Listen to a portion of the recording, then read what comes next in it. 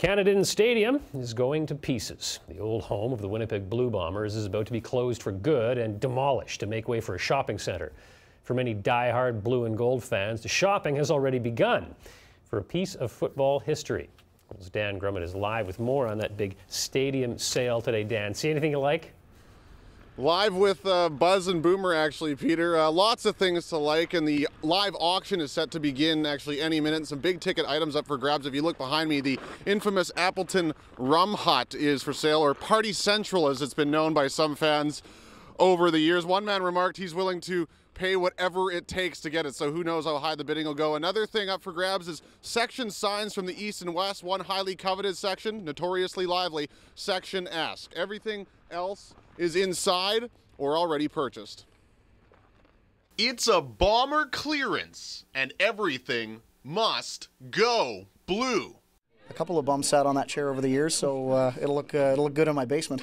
The soon-to-be vacant Canad Stadium is being demolished piece by piece, and today each piece was made available to season ticket holders for the right price, from field turf to seats to the infamous Rum Hut. It's a nice ice fishing shack too, you know. There's multiple applications for this. Even the urinal troughs, $100 for an 8-foot section. It smells worse now in the washing than it did before, but it's still available for sale. It's not just pieces of the stadium itself. The old visitors' locker room is packed with Bomber memorabilia. There's shadow box framed jerseys for $350, leaning up against individual lockers for $200. There's also some things you wouldn't expect to see found in the hollows of Canadians.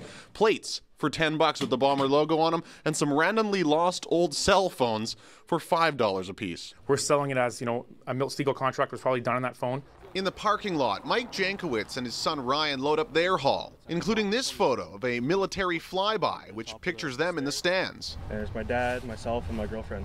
My grandpa is with the Canadian Air Force, radio man, and just means a lot to us. The Bombers won't say how much all these assets are worth, only that they hope to break even on the labor costs of dismantling the nearly 60-year-old building. And for fans who've kept it alive this long, they're excited about the new digs, but can't help but feel emotional, taking home a piece of home. It's kind of sad in a way. I mean, this is, yeah, like you said, it's like home. It's part of the Winnipeg fabric and part of the community. I mean, it's one of the first things you think of when you think of Winnipeg is this old stadium.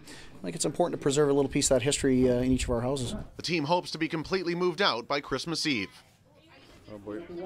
People have just started to gather out here for the live auction. You might be able to hear it just getting underway behind me. And again, the highly coveted item is this Section S sign. They'll be bidding on that last. And unlike everything that's inside that people could buy today, proceeds from this auction go to charity. The asset sale itself, where you walk in, come out with something, is open to the general public starting on Sunday.